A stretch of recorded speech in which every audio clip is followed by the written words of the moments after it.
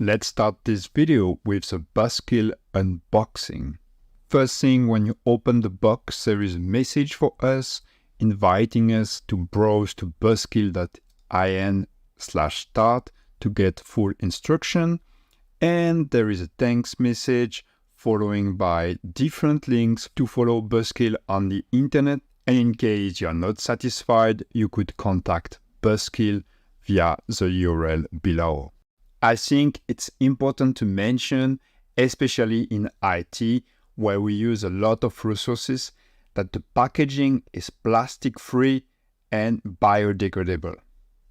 On the other side of the paper, we could see all the different standards that the BusKill complies with. What's really interests us is behind this paper, the BusKill kit.